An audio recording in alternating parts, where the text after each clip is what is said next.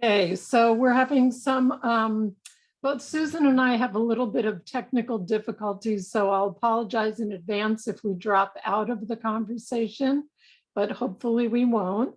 And I want to thank Jeff Albert, of course, and Collaborate Pasadena for hosting us tonight. I'm Nancy Rose Dufford. I'm the Executive Director of PEN, the Pasadena Education Network. And in case you're not that familiar with us, we are a network of more than 2,000 parents who support and send our children to Pasadena Unified School District schools. And hopefully we help some of you when you started at elementary school and now you're coming back to us as you start on your middle school journey. So we help parents like you find the best schools for your family. And also we provide programs for parents to help them engage more effectively with your students in your school. We collaborate with PUSD leadership to advocate for educational equity and to bring the voice of parents to them so they consider it in their decision making. And I'm sure you've been to our website, so you know that there's a lot of information there that will help you as you make your decision about what to do for your middle school, and also give you information about school tours. So tonight, PEN's program director, Susan Schwartz, is going to give you an overview of your middle school options in PUSD. And then we'll introduce our parent panel who will tell you about their schools and their experience. We'll answer some questions that were submitted ahead of time. And then we'll also open it up for your questions, which you can type into the chat at the end of the presentation. I do want to remind everybody here that there is no one right school for every family. So we encourage you please to check out your assigned neighborhood school, because you just might find that it's the best fit for you and your student. And remember, like elementary school, every family is different and every family is looking for something different for their student. If you like our programs, you will love our events. And our next event is our 12th annual poker tournament that's coming on Friday, November 4th. We have table coordinators from almost all the PUSD schools, and we hope you'll come to that event. It's not only a great time that supports PEN, but it's a great opportunity to meet parents from schools throughout the district. And if you learn anything tonight, and if you want to come to our event, we hope that you'll make a donation on our website, and we'll type that into the chat a little bit later. And right now, I will turn this over to Susan, who will start our actual program. Take it away, Susan.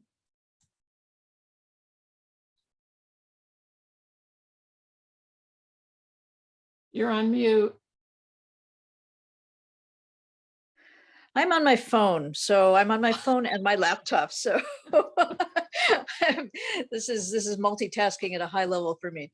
My name is Susan Schwartz. I'll try this again. I am the program director for PEN, so I help organize these programs and do the newsletter that comes out Sunday evenings, which lets you know about upcoming school tours and enrollment deadlines and all kinds of good information like that.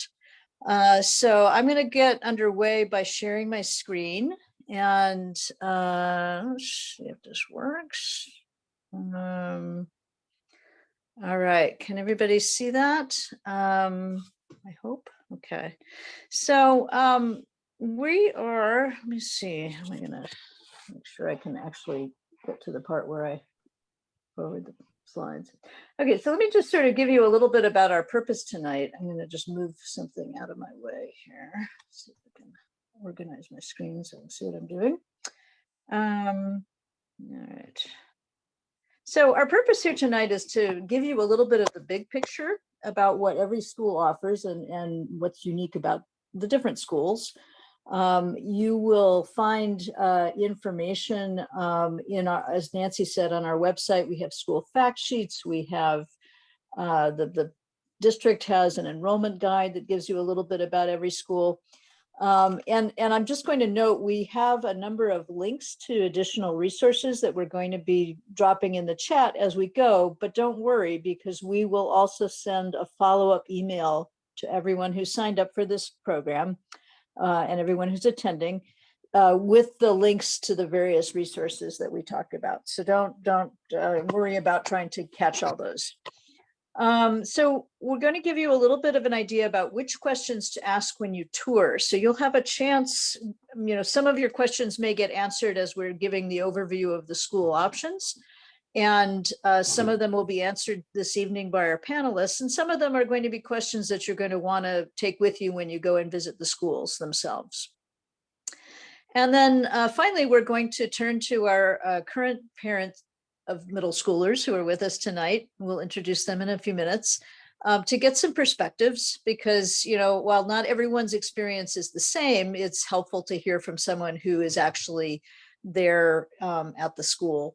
And even, in some cases, they may not be the person who can give you a perspective on something you're interested in, but they may be able to put you in touch with someone else who is. So first, I'm going to give you an overview of the options. And this crazy map gives you an idea of the choices that you have across Pasadena Unified. We have 3 standalone middle schools. So by standalone, we mean it's only middle school. It's grades 6 through 8. And that would be Elliott Arts, Octavia E. Butler, which used to be called Washington, and Sierra Madre middle schools. We have one K-8 school, which is McKinley. So that has the elementary school campus and the middle school grades on one campus. Then we have 2 6 through 12 schools, and I'm referring to them as secondary schools because middle and high school are sometimes referred to together as secondary school as opposed to elementary. So that would be Blair and Marshall. 2 of these schools in the red here are the red shape are magnet schools. That means they have a curriculum that has a certain theme. Elliott is arts, Octavia E. Butler is STEAM, which is science, technology, engineering, art, and math. And that theme, it's not that you wouldn't find those subjects at all the middle schools, but at the magnet schools, the theme is integrated across the core curriculum as well. So that's something unique to those. We have 4 schools that extend the dual language program that is offered beginning in elementary in PUSD. So you will find Spanish at Blair and at Butler, French at Elliott Arts, and Mandarin at Sierra Madre. So if that's something that your child is going to be continuing from elementary school, those would be your options. And then let's see what else. Summit Learning is an online go at your own pace program that McKinley uses that is unique to that. There is something called Math Academy, which is a very highly accelerated math program. All students have a chance to be assessed for their math readiness, which level of math they're ready for at the end of 5th grade. And the students who would be in Math Academy have the option of Butler, Sierra Madre, or McKinley. That program is offered at all 3 of those sites. Blair has the International Baccalaureate program, and Marshall Fundamental is unique in that it's a permit-only school. The other schools all have a neighborhood attendance zone. So if you are zoned to that school, you can enroll there without having to do anything special. But Marshall, you would be required to go through the open enrollment process. And we'll talk about that a little bit later. So that's the big picture overview. What you will find at every PUSD middle school.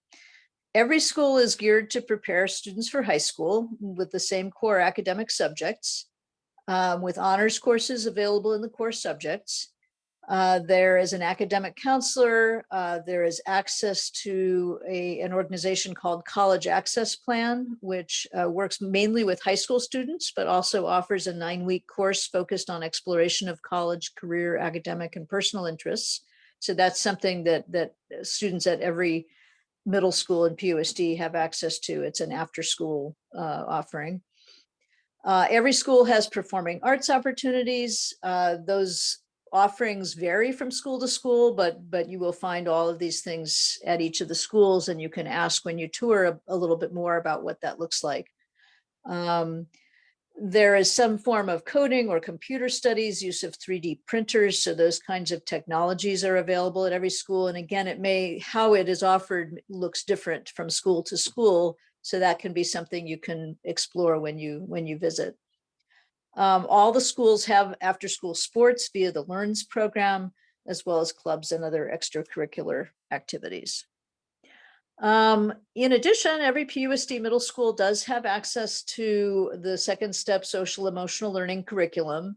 And there isn't a lesson sequence for the middle school grades. There is access in addition to PUSD's student wellness and support services, which includes mental health and a host of other resources. And again, I'm going to be sharing links in my follow-up emails, so don't worry about trying to catch all this right now. Our district has done a lot in the area of offering professional development and workshops for teachers and administrators to respond positively in terms of behavior setting.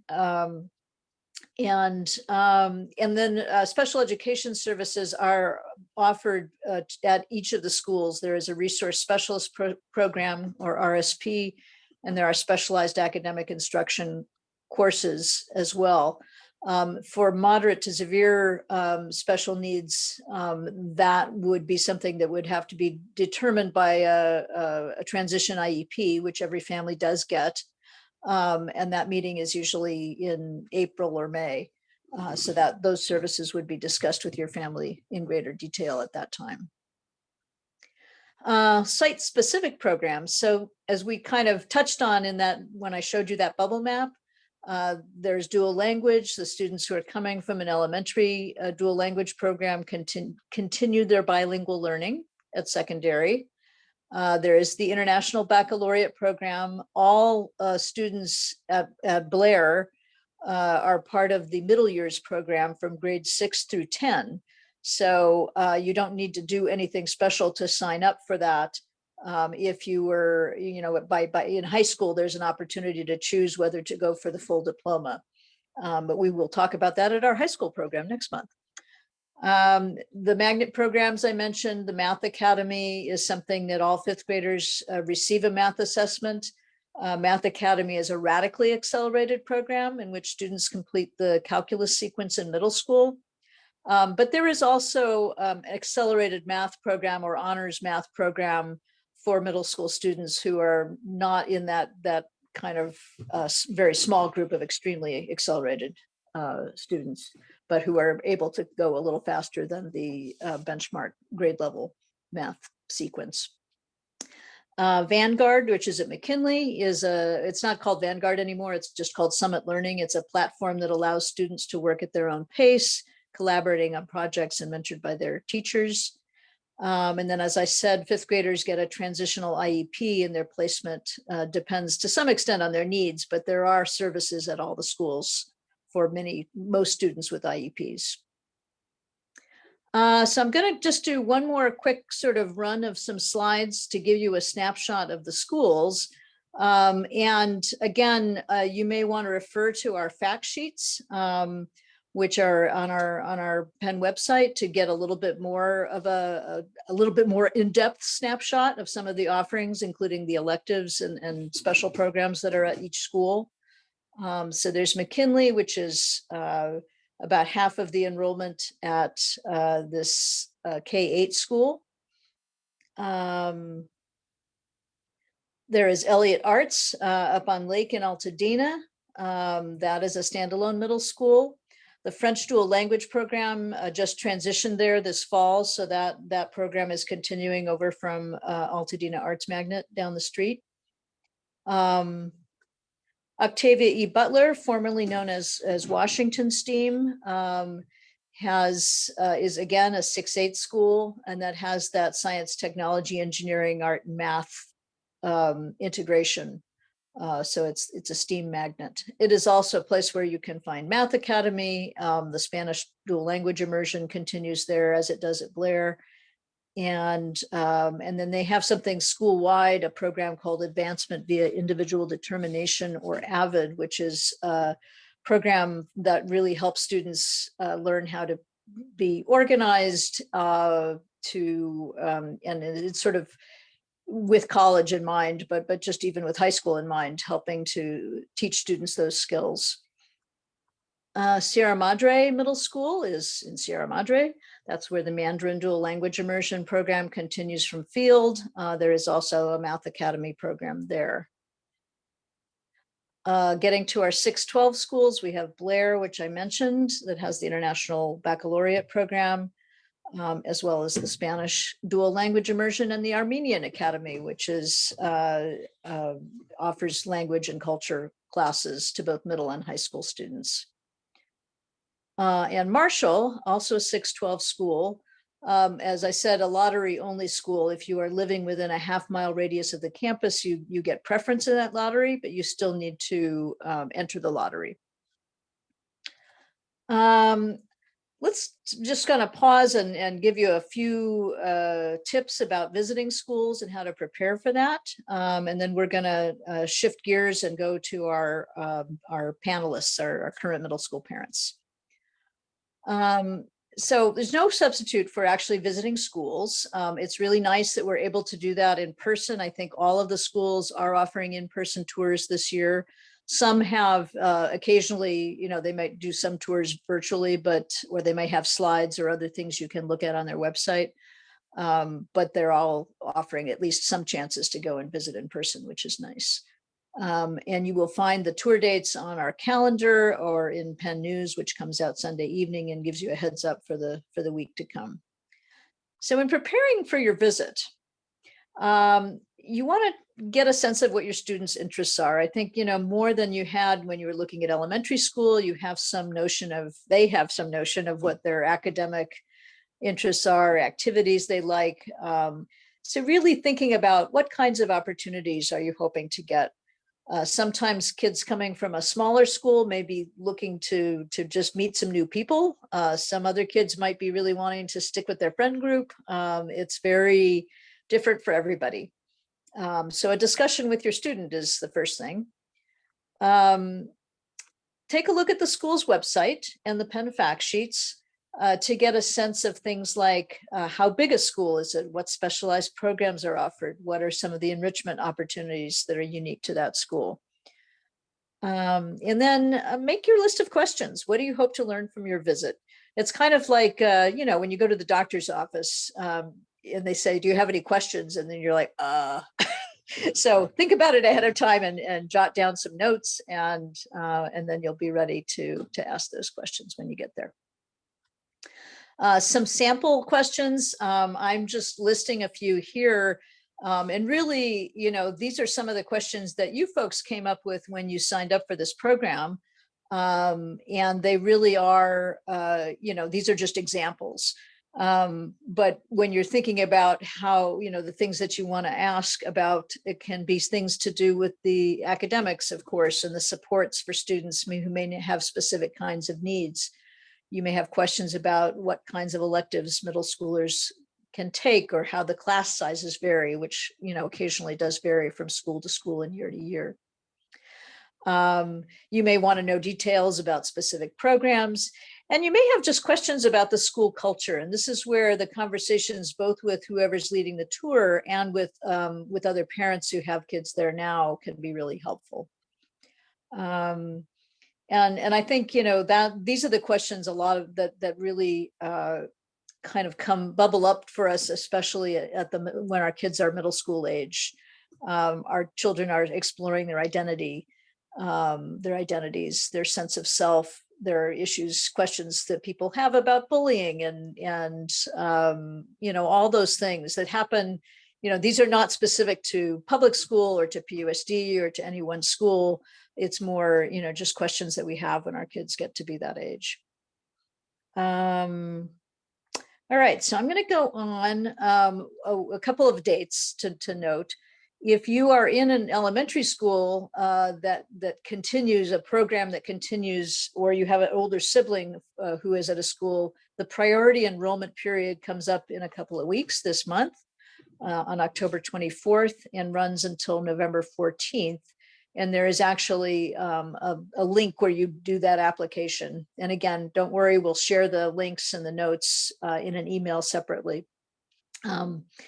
And then if you're just looking to enroll at your neighborhood school, that you can do as early as December 1st, and you can do that online. And then the open enrollment lottery application period is in January, and we will answer all kinds of questions about that at our December 6th program. So stay tuned for that. Okay, this is just me mentioning that if you did not register ahead of time, if you just sort of found the link and came to this program, you can drop your name and email into the chat. But if you signed up on our website for this program, don't worry, we have your email. We will send you the links and other information notes after the program. All right, so I'm going to stop sharing and let us get to some parent perspectives. And I am going to ask our panelists to introduce themselves, but I'll call you by name so that you can go one at a time. And actually, I didn't think to suggest this before. I see a few of you have put your middle school in your Zoom square name. So if you haven't done that, Lisa, maybe Lisa Swan, Talia, if you can do that, that'll make it easier for people to see who's who. So we have, let's start, Tina, can we start with you? Do you want to introduce yourself? We have Tina Pham from Octavia E. Butler Magnet. Hi, everybody. It's so good to see some familiar names on the list tonight. I am a parent of an 8th grader at Octavia E. Butler, and I'm also a parent of a 5th grader at Jackson. So I'm in the same boat as a lot of you, where I have a lot of the same feels as my son's starting to transition from 5th grade to 6th grade. And I'm so glad to see so many of you here tonight to explore your options. And, just a quick thing, because I was told I had 30 seconds to say why we chose Octavia E. Butler. But I would say, like, if you ask my son, he would say the gym. He loves the gym. It's a brand new gym shared with the city of Pasadena. But we came because of the program options. We just, it really resonated with us that he can continue DLIP. He does Math Academy, and they have all these extras there. So we've just been really happy with all that he's been able to do. Okay, thank you. Let me go back to my gallery here. Let's see. Karen, can we go to you and talk about Elliott Arts? Hello, I'm Karen Leffler. I have a 7th grader at Elliott. Basically, we chose it for the arts program. He is a mover and a shaker and loves music. And the location, we couldn't beat it. We live 2 blocks away. So we lucked out. So that's your neighborhood school. Okay, let's see. Who have I got next?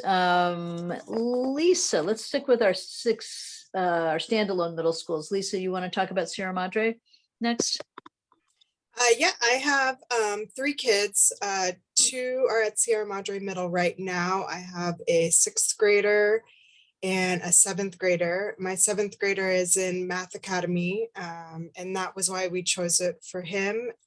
He actually transferred from McKinley, and I have a high schooler who went through McKinley Middle School all 3 years in Math Academy. And then my 6th grader, we were just looking for a school where a lot of his friends went. It's not our neighborhood school. We got in through open enrollment. And but we came from Don Benito, so most of his friends were going there, and that friend group was really, really important to him. Great, thank you. Let's see, Talia, you want to talk about McKinley, our K-8 school?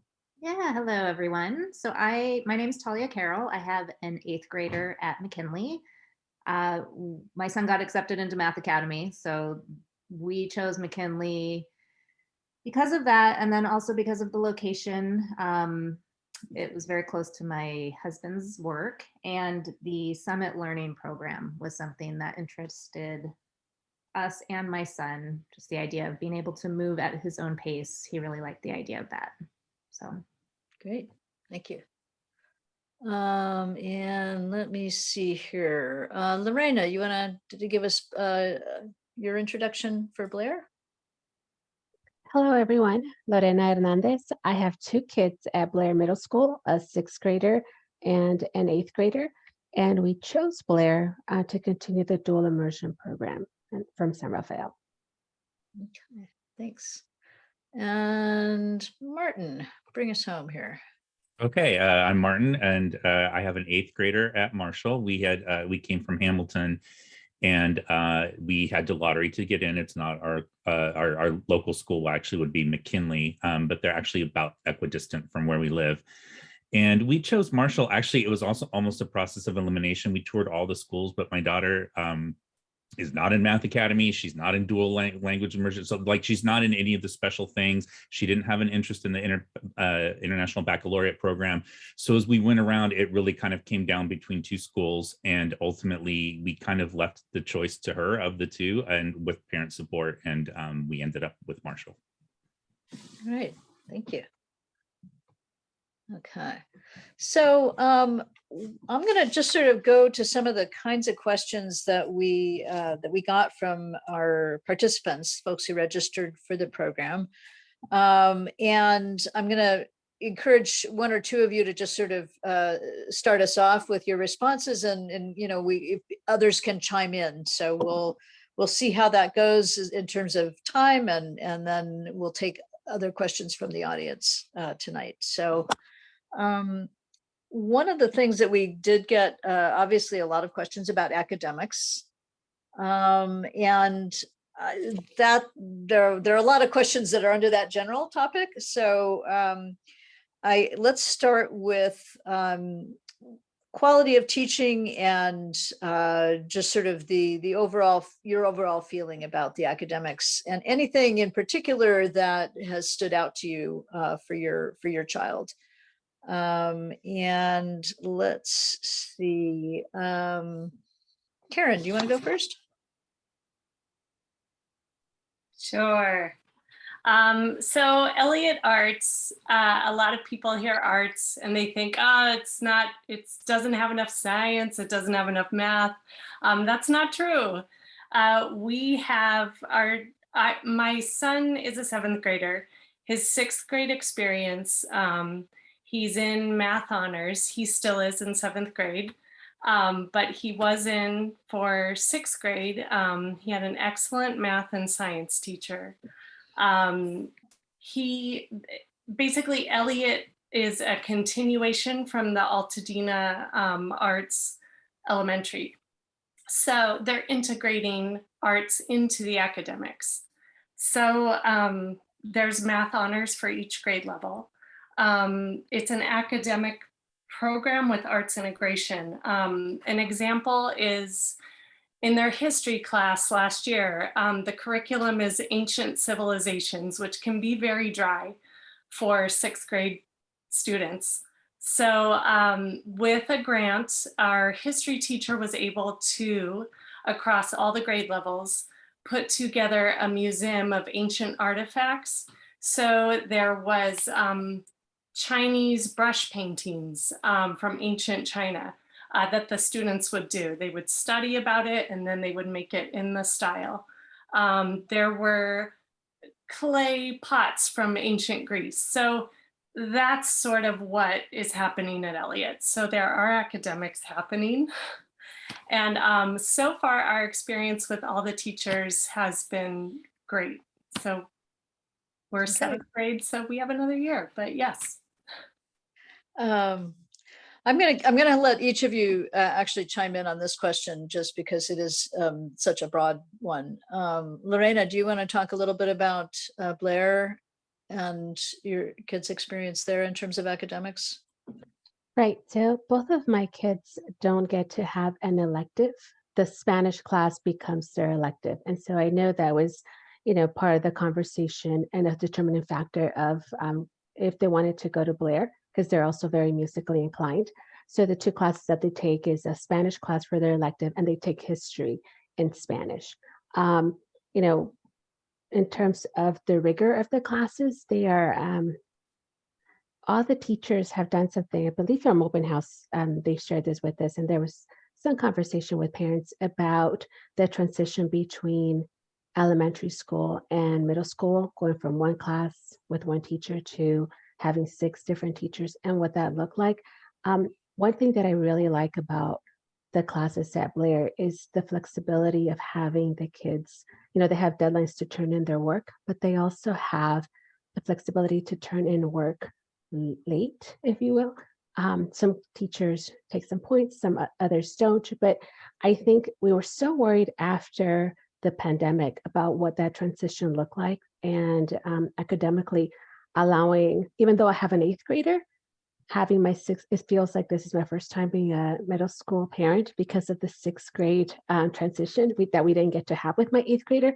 And so going through those steps and walking them through, how do you manage a calendar? How do you manage all the deadlines? And Canvas has been really good at serving as a tool for my son to be able to keep track of his assignments and turn them in, but also the emotional and social transition and juggling all those things and having that flexibility to turn in an assignment a little late, or just making sure, you know, as he manages his time and his schedule and assignments on his own. I think that's been very important and easing of both for him and for us as parents to help guide him and have that conversation. So it allows for growth. That's great. Thank you.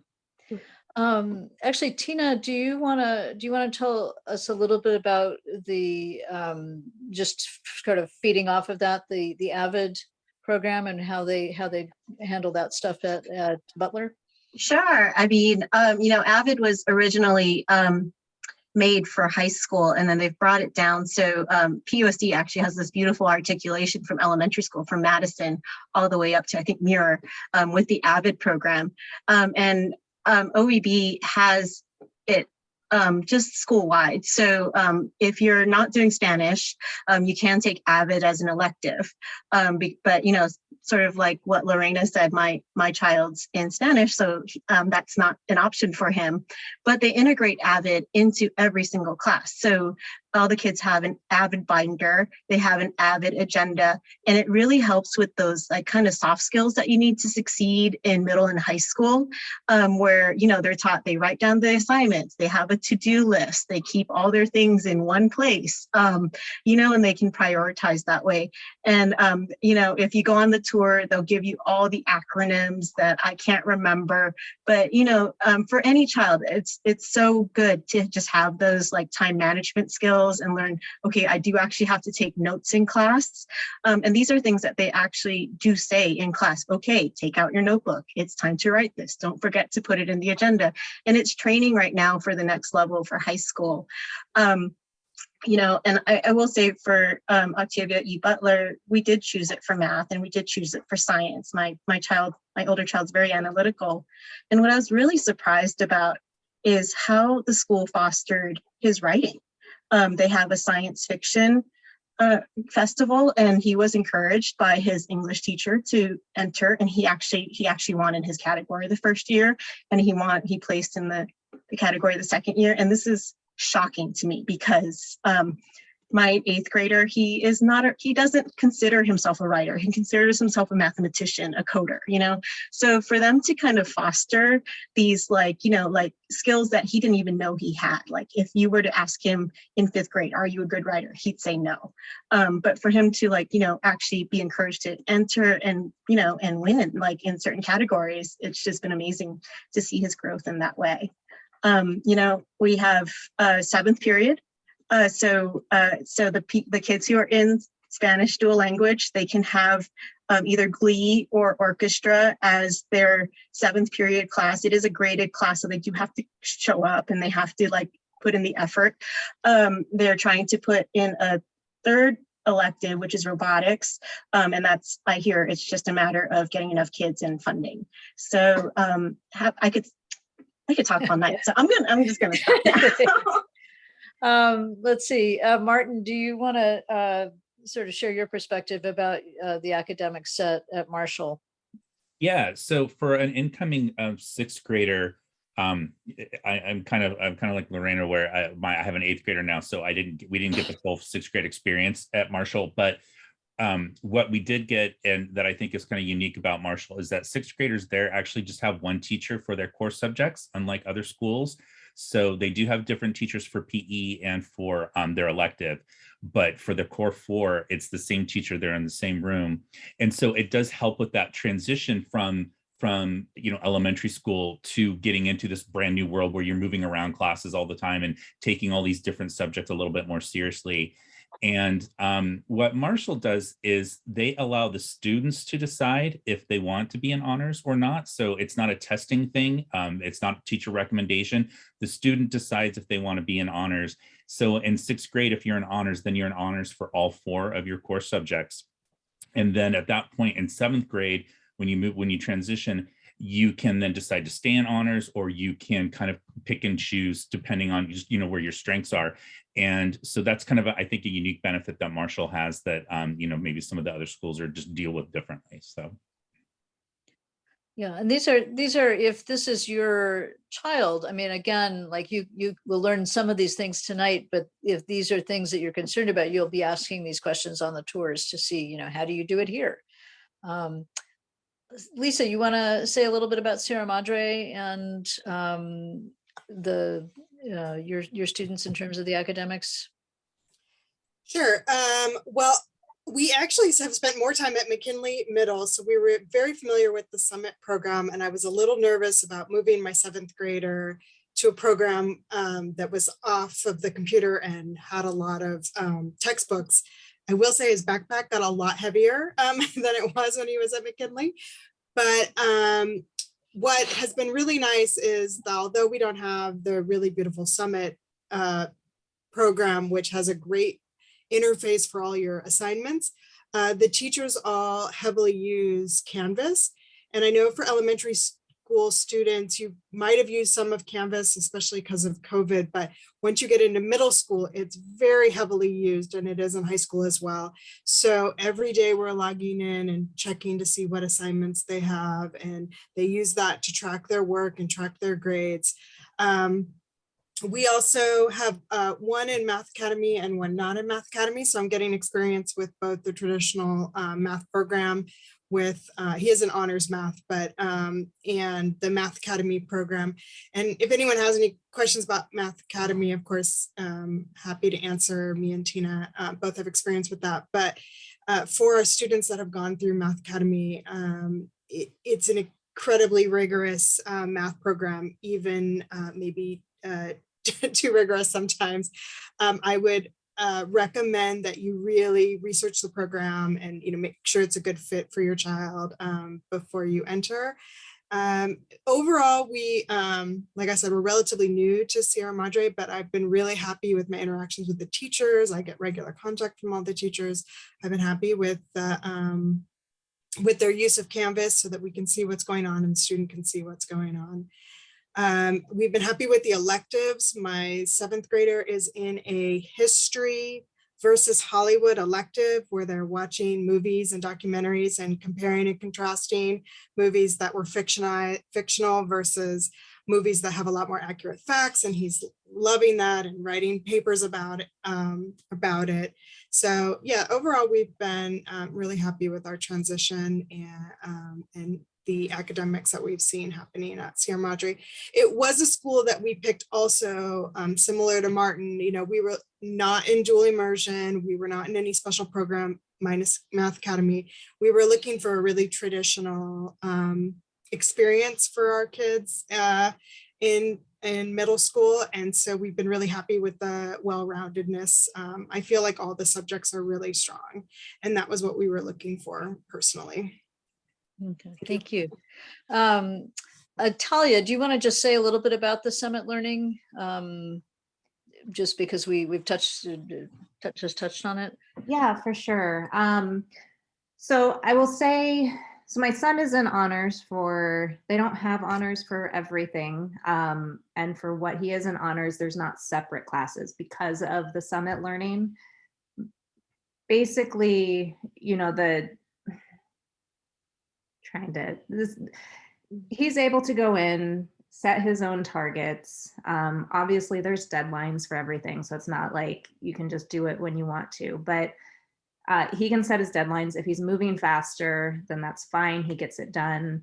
What's great is if he's able to complete it in class, there's not homework, which for him was a big thing. He is also in Math Academy that has homework every night. So he liked the idea of being able to get everything done in class if he can and not have that homework.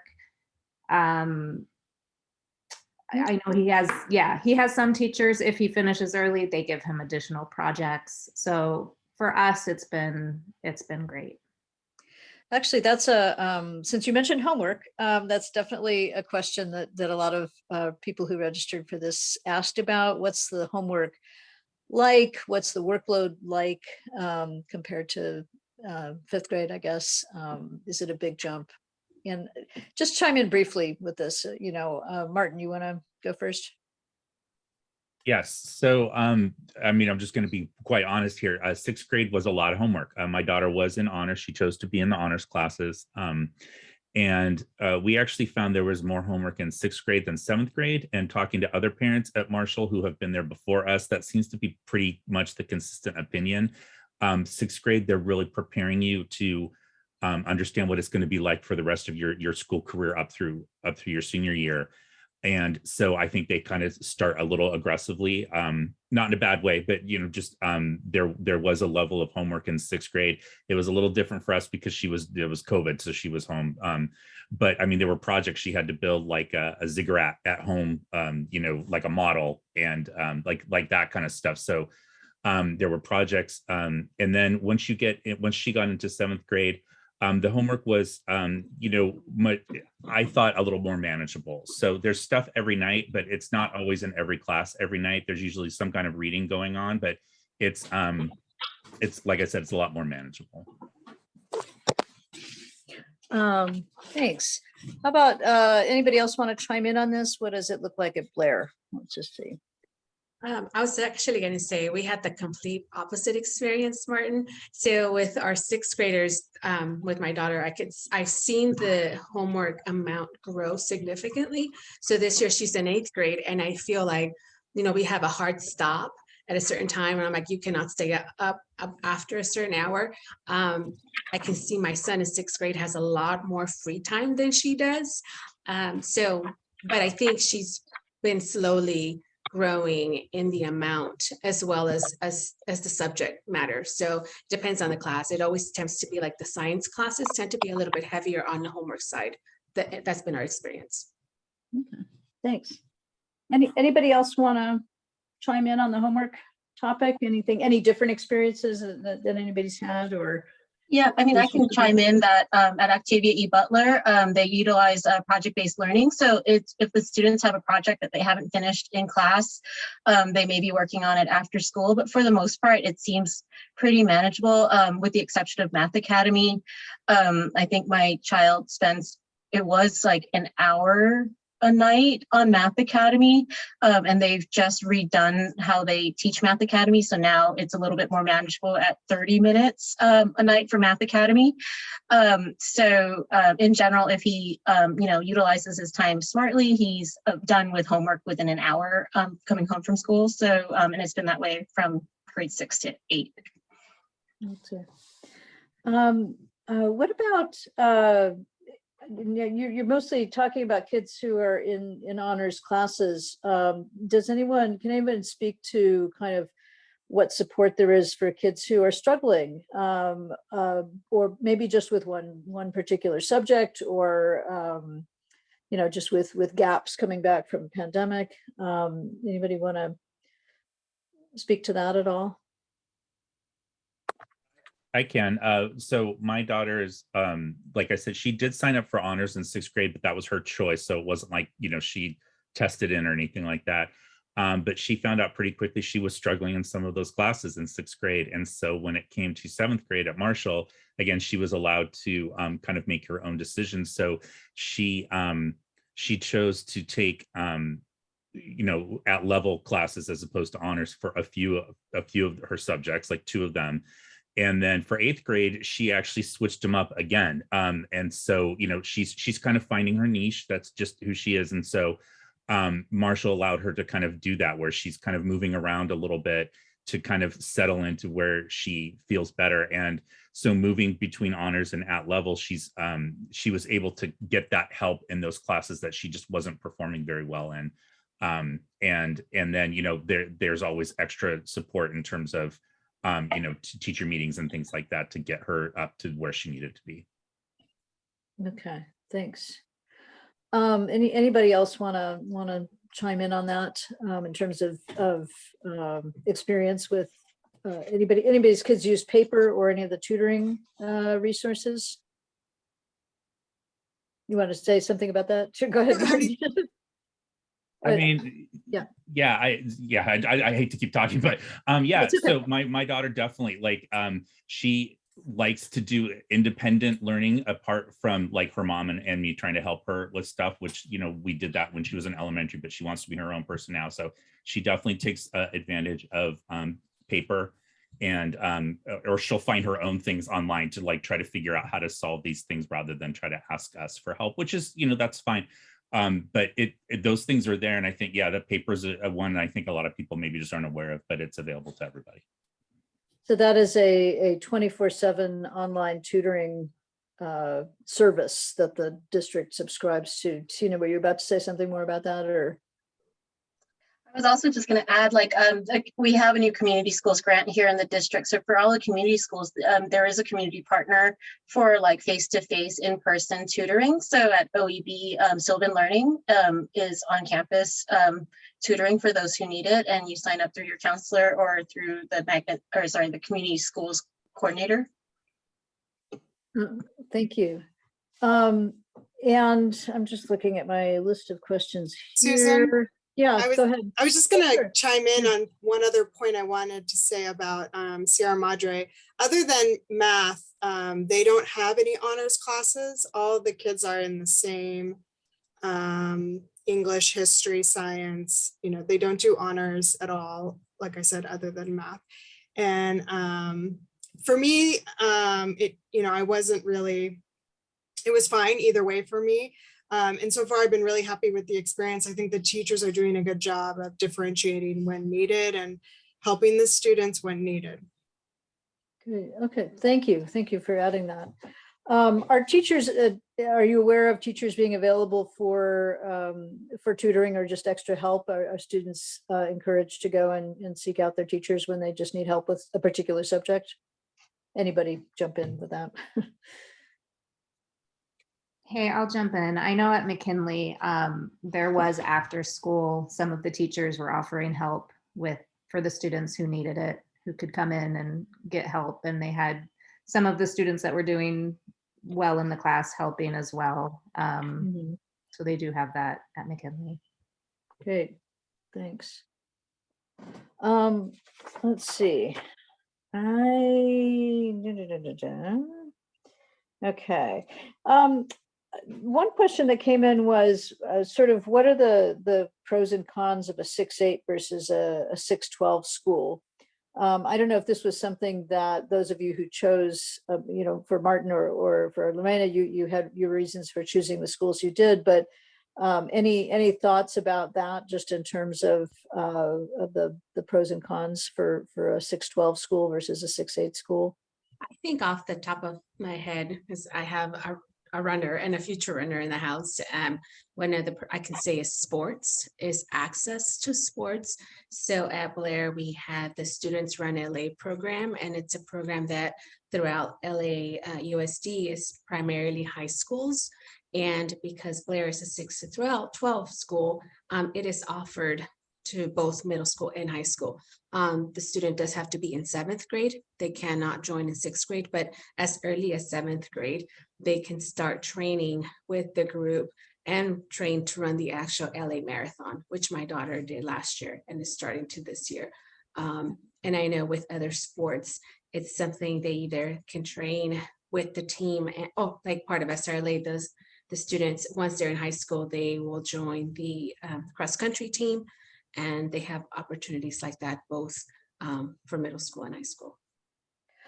So that's actually a great transition to my next question, which was about extracurricular activities. And I'm going to give everybody a chance to say something about that. I think all the schools have sports through Learns, but if you can just say a little bit about what kinds of activities are available to students, maybe something that your student has found really exciting.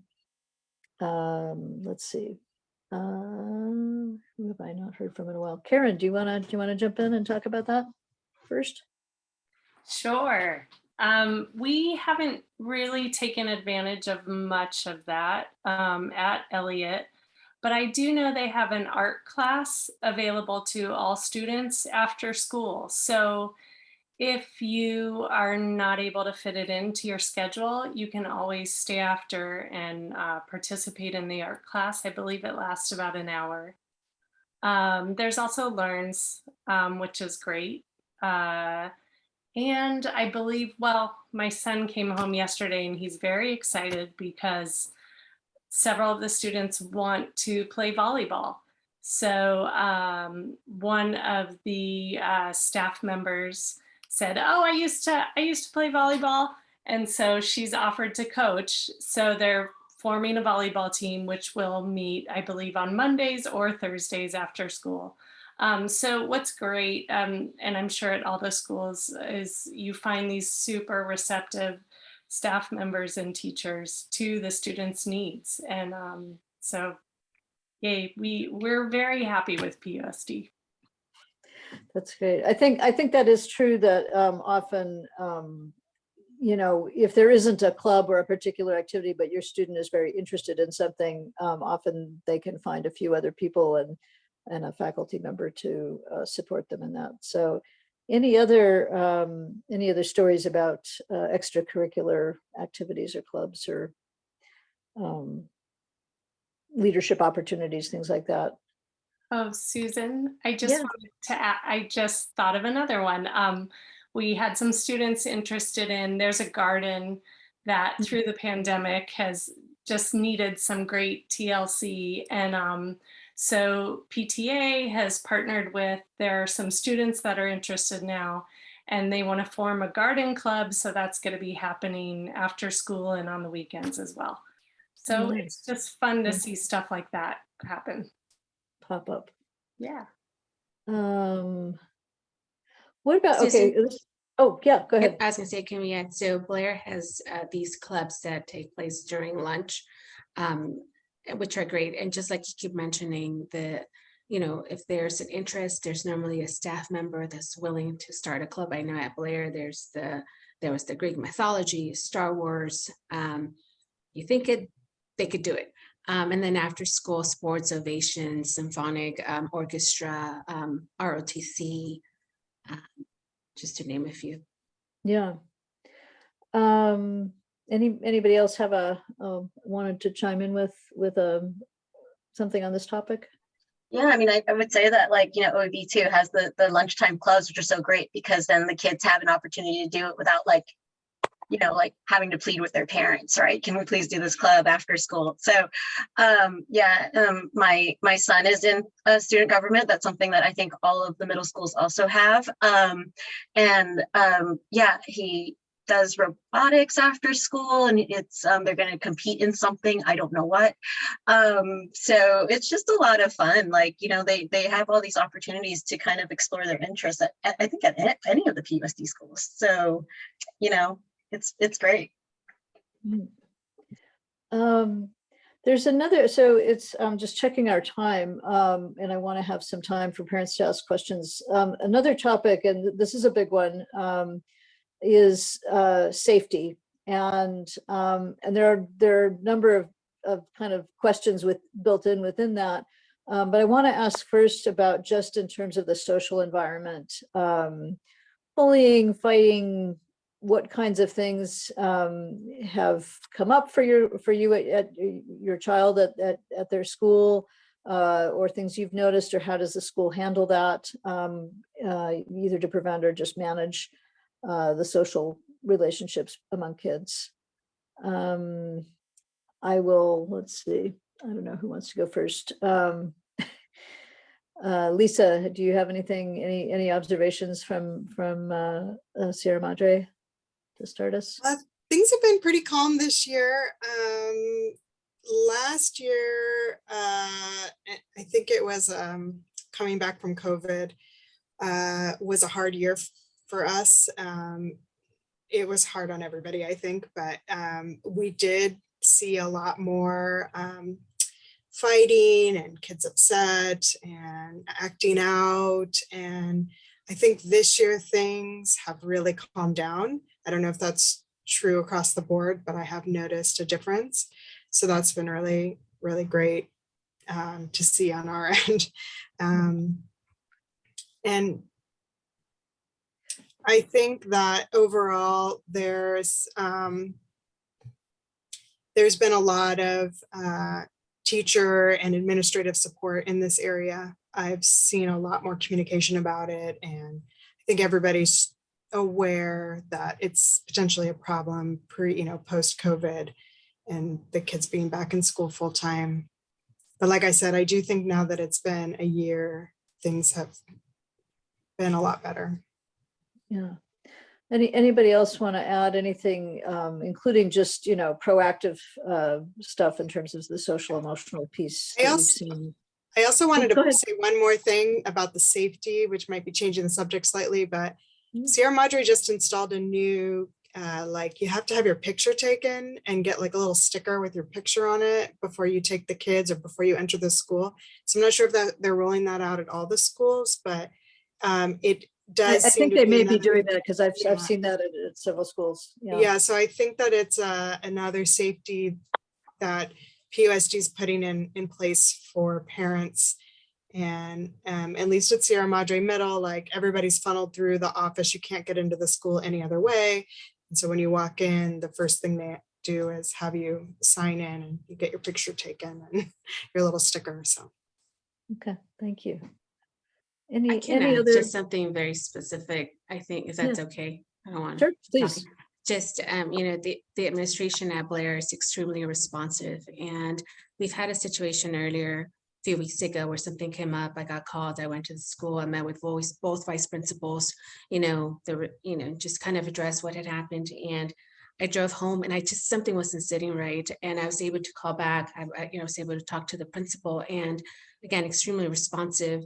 We looked at what else we could do to address the situation, and she came up with a plan that both the kids felt good with, that I felt good with. And so again, the full proactive approach was really, really hands down. And so we're extremely happy about the proactiveness of staff at Blair.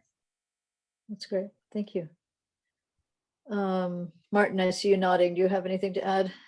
Yeah, I mean, I think that, most people know that, middle school is a really tough time for people at this age. And so no matter what school your kids end up with, it doesn't matter, even, another state or whatever, they're going to be going through some stuff. And it's just a tough time. And so, and the administration at all the schools is aware of that, because they've been through it themselves. So what you were talking about, Lorena, with the being proactive, we've had situations with my daughter with some kids where it's more like social media kind of bullying type stuff. It's not physical, but we were called in and we met, and there was an action plan, and it was taken care of. And I think people just need to know that there's no perfect place where that's not going to happen. And so it's more just about being aware that, listening to your kids and making sure that you're paying attention to what's happening so that you can work with the school to help get them the help that they need, because the schools have the tools. They just need to know that they need to be used. And a lot of kids don't want to talk about it. So, yeah. Thank you. That's very helpful. Anybody else want to add anything on this topic before we go on to the last one? So my last question for you all, well, my penultimate question for you all is, what what kind of role is there for parents? You just mentioned, paying attention and talking with your kid and being aware of what's going on. And I would say that's probably the most important thing. But are there other ways that parents get involved when their kids are in middle school, and what does that look like? It's very different at the middle school level. I was a very involved parent at Hamilton when in elementary, and in middle school, things are different. Parents aren't on the campus as much as they were, in elementary school. And then again, I don't think this is specific to Marshall. I think it's pretty indicative of the age of the kids. Sometimes the kids are trying to be independent and don't want you there. But I will say, what I've seen at Marshall has a very involved parent community. It's not during school hours as much. So there's like a African American parent council. There's and then they have councils like that for a bunch of different groups of kids. There's there's an annual fund, of course. There's the site council. There's PTSA. There's all these different groups that parents volunteer at. It's just that like it's outside of school hours, but then they put together activities for the kids. So that's kind of how you get the involvement, as opposed to, like, again, at Hamilton, where those types of things happen during school hours. At least that was my experience. Mm-hmm. Can I add to that? Sure. I would say for those elementary school parents who don't know, PTSA is just a continuation of PTA. It just involves the S's for students. So it's sort of the first time the students can have a voice in how the funds are spent. Encourage your kids to join. Don't disappear when your children move to middle school. Yes, there's less involvement, but join the PTSA, help out with the annual fund, still stay connected, because your children are growing, but they still need you. Really, in the grand scheme of life, they're still babies, so don't disappear. Thank you. And of course, you come and watch them perform or do whatever they're doing, those opportunities as well. Tina, do you want to add anything to that in terms of the parent role?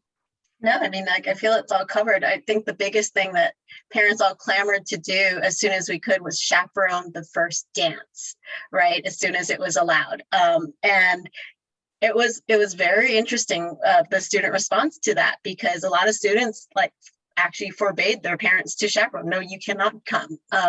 Your friend can come and chaperone, but you can't come.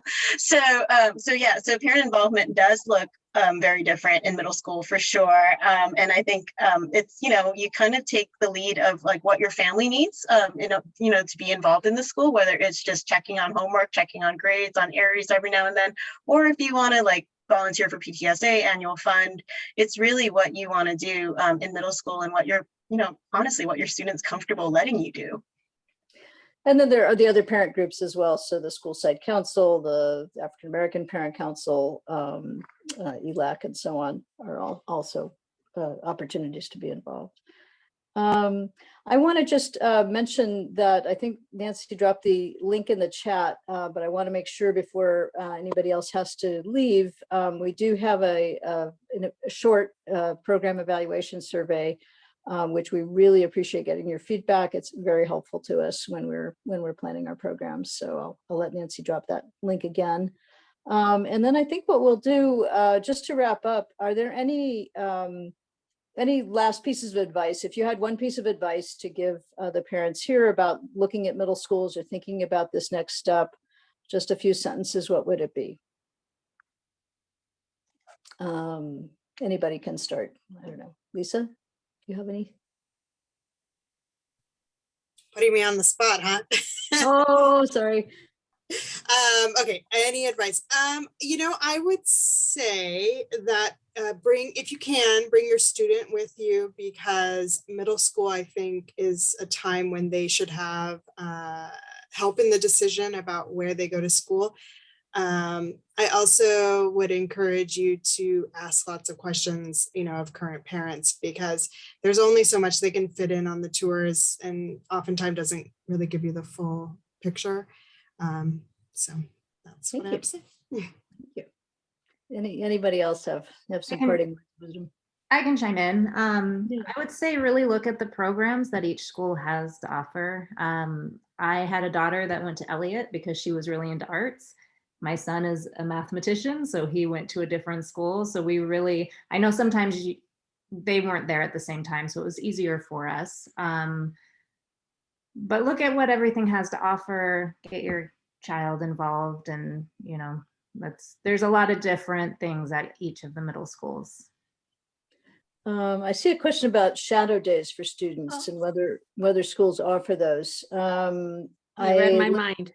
Oh, I was okay. going to mention the only thing that I would add to what everybody has said so far is if the school is now doing shadow days, which I believe Blair's going to start, have your students sign up for a shadow day. I know it really helped my now 8th grader when she was deciding where she wanted to go. It helped us so that we can discuss it as a family after she had a whole day at the school. And then with my son, I know that would have also been beneficial, even though he decided to go to Blair. Okay. And we can follow up and double check which schools do offer that and who to contact about that. But again, when you go to tour, you can always ask that question there. If you're not sure, if you would like to be able to set that up. Any other parting words of advice before we open it up to general questions? Yeah, I mean, I have one, I guess. I'm trying to be settled with my decision for my 5th grader too. So I'm just going to say it so maybe I can believe it myself that there's no bad choice here. So, there are a lot of program differences, but at the core, you're getting really great teachers, really great, just really great curriculum, like really great programs. So, and here's the other thing that I kind of wish I had told anxious Tina in kindergarten and then 3 years ago is that, what, if you feel like the fit is not for you, you heard Lisa, you can just switch. It is not the end of the world. You can move around if you need to, but really, I would say for all the parents here, trust your gut. When you get on campus, you can kind of feel oh, I like this school.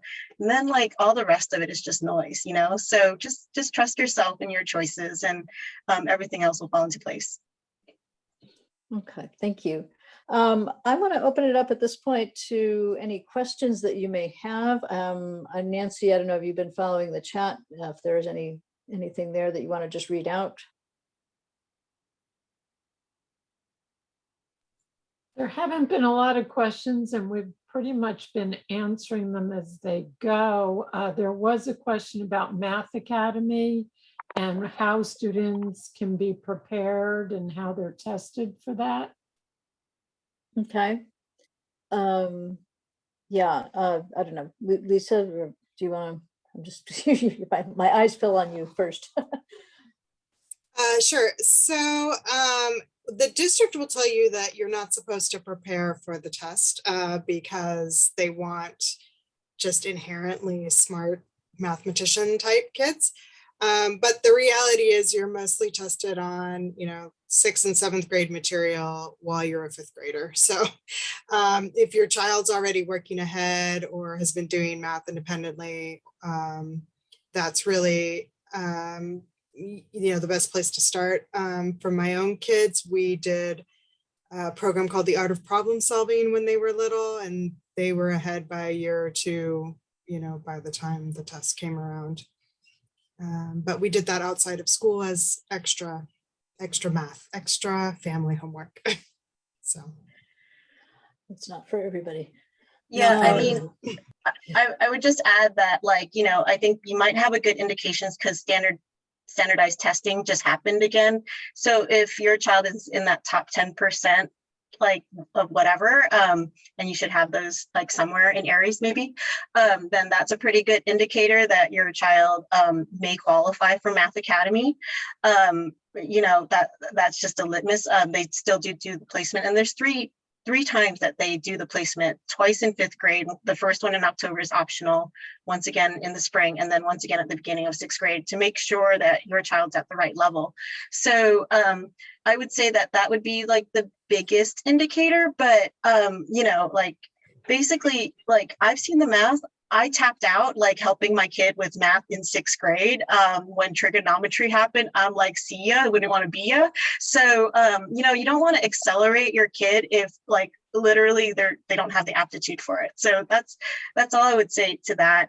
And you know, like just trust the testing, trust the identification process. Thanks. I would also chime in just quickly that if your child doesn't love math, like they could be good at it, but not love it, don't do it. Because my 6th grader who's great at math just was not interested. And so we didn't push it. And I think it's the right choice for him. He's fine in honors. He's happy in honors. That's good. My other two love math and they're happy doing 2 hours of homework a night. All right, thank you. Actually, I see a good question in the chat, which is, did anyone consider private middle schools in Pasadena? And if so, or if not, what was it that helped you to decide to send your kids to PUSD instead? I'd like to hear everybody's answer to that, Frank. I'll start. I'll be the honest one here. I consider private schools all the time I look. And I will say that I'm being honest. I will say when you go on the tours, a lot of times you see that private schools, like you got to get past, I will say you got to get past the grounds. The grounds are beautiful. They're magnificent. They spend a lot on landscaping and that's where your tuition is going. A lot of it, I am sure of it. So, but you know, once you look past kind of the gloss of it, like look at the curriculum and look how they're teaching it. I don't think it's substantively different than the way any of our middle schools work. And, you know, there's so many different ways in which you can have this public education and, you know, have your child like fit into exactly the kind of learning there is in PUSD. But, you know, I just made a judgment, so I'm sorry. So if grounds are important to you, if landscaping is important to you, then by all means, you know, but it's your own personal values, you know, like, you know, I will say proxemics does create a more serene environment. So, you know, it's just what your family's values are. But for us, when we're into academic rigor and we saw that PUSD schools were on par with the private school options here. Can I add to that, Tina? We had a similar experience, just our feeling with private schools. I have an older son at PHS. And so when he was in 5th grade, we started looking because we just wanted to educate ourselves. And, but it was similar. Once you look past all the shiny objects, it's, you know, PUSD has everything. If not, I would argue even maybe more. Maybe they're held to a bit of a higher standard with curriculum and some rigorous academic programs. So for us, we just said, hey, you know what? Let's try 6th grade in the district. And then if we're not happy, we can always, a private school will take us in a heartbeat. So there, you have so much choice. And sometimes that is the hardest choice, is that there is so much. So hang in there, but listen to yourself, your gut, and your child as well, for sure. That's good. Thank you.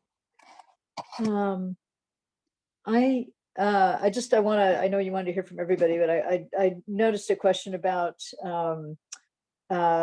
so is it difficult to lottery into a 9th grade at a 6-12 school if you didn't attend there for middle school? We'll talk a little bit more about the lottery in December at our program. But I think generally the answer is no. And that might be a question to check in with folks on when you go to tour. And things change from year to year in terms of class sizes. But I think that has mostly not been an issue for families. And then there's a question about, I'm sorry, I saw it and then I lost it. Oh, if you could, what would you change about your students' school? Any takers for that?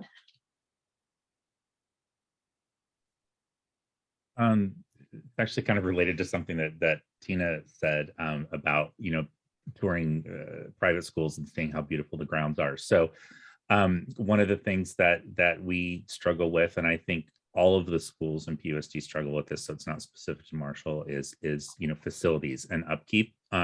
There's money there. It takes a while, sometimes longer than it could be. So very specifically, one thing at Marshall is our amphitheater, or you know, is very, very nice as far as doing performances and stuff, but there's no air conditioning, so it gets really warm in there, and that's something that like needs to be addressed. So every school is going to have something like that, so I wouldn't let that scare you away from it, but just know that, like, you know, the schools are constantly trying to improve, and it just sometimes takes a little longer than we think it should. Nancy, if you chime in and jump in if you see any other questions in the chat here, so I'm trying to kind of multitask here.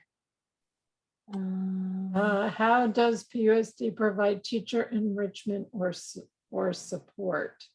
I'm not sure that any of you would know the answers to that. I mean, yeah, if anybody has a response, that's fine. That may be a good question to ask on a tour of maybe talking to a principal or school leader. There definitely are days that are professional development days. There are instructional coaches. There's the district has an office of student services and wellness. I may get that name wrong.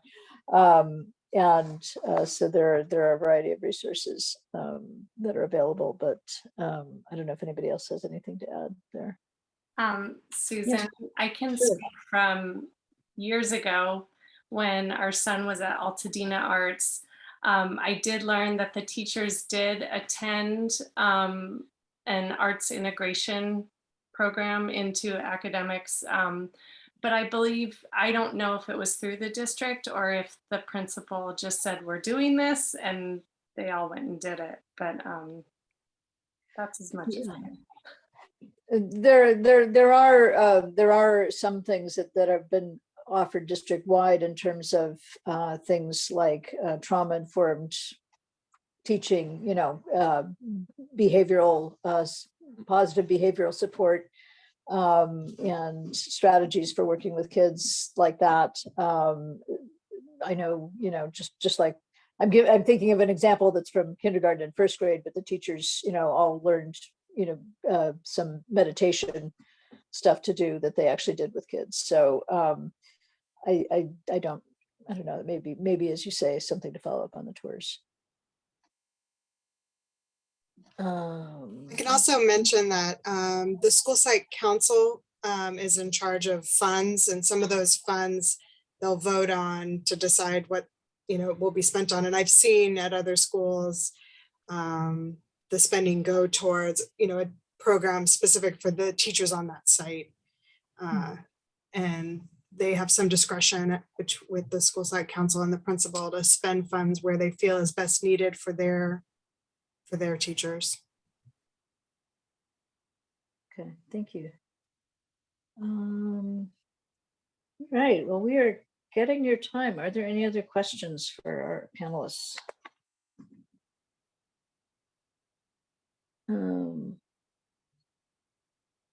Okay. Well, let's see. No, which school is the? Oh, okay. So how much of the enrichment and resources change from year to year, relying on parent fundraising or grants that might expire versus district funding? That's a good question. I don't know, Tina. I see Tina nodding. Yes, that's a good question. I mean, you know, like we just got a third round of federal magnet grants for this district, right? Yay. Congratulations, Elliot, here tonight. Yeah, it is always a question, right? But so far, you know, the federal government at least has shown a lot of faith in our magnet programs, because you know, years ago it was unheard of that a magnet program would get a second magnet grant. So that being said, you know, at OEB at least, there's very little parent fundraising at the moment.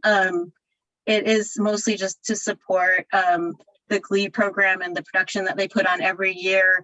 And they do most of their own fundraising, kind of like an after school club would, but it's a 7th grade class. The PTSA supports with whatever material needs the school needs. And then it's been very light so far. It's not like how it felt in elementary school, for sure. And I was told that so long as students keep coming in, enrollment keeps going up, or even maintains, that there's not going to be like this great need to fundraise in the same way that we did in elementary school, for those that know me from elementary school. So I don't know if that answers that fundraising component a little bit, but really, the school funding is unfortunately tied to how many students are on the campus. So, the best thing that we can do to not have to fundraise is to get all our friends and family and neighbors to start sending their kids to public schools, right? So that's just my little plug there. There's a question about open enrollment, and again, we'll talk more about this in December, but is there anybody here who went through open enrollment? And if so, did you manage to get into your first choice of school for middle school? Yeah, we did. Marshall was our first choice, and everyone that I knew at Hamilton that wanted to get into Marshall got into Marshall as well. Okay. Anybody else with an open enrollment story? We did open enrollment into Sierra Madre. We had trouble initially being waitlisted, and our 6th grader actually got in, and then we hadn't heard about our 7th grader, and we waited and waited and waited, and he got in like 6 or 8 weeks later. So it was a little bit of nerves for a while we felt like we were not sure what was happening, but ultimately we got them both in. But we were in, second round, second round, third round, whatever, like sit on the wait. I think after second round on the waiting list, and then waiting to hear. So moral of the story is always elect to continue to the next lottery or stay on the waiting list if you're really interested in the school. Which you can hear all about at a future program. Yes, you can. So we're just about at time here. I want to thank everybody who took time to be with us tonight, and especially our panelists from the middle schools. Thank you so much for sharing your experiences. We do have a Talk to a Parent page on the Penn website where you can find parent ambassadors from each of the schools. And so if a question pops into your head that you didn't get a chance to get answered, and you don't get a chance you want to get a parent's perspective, maybe not just a tour guide's perspective, that's a resource for you. And again, we will follow up and send all the links and things that we shared out, and we have recorded this program. So we'll share the link for the recording as well once we have that. And again, thank you to Jeff for hosting us, and to Ada for her interpretation services tonight. And thank you all. We'll see you at poker.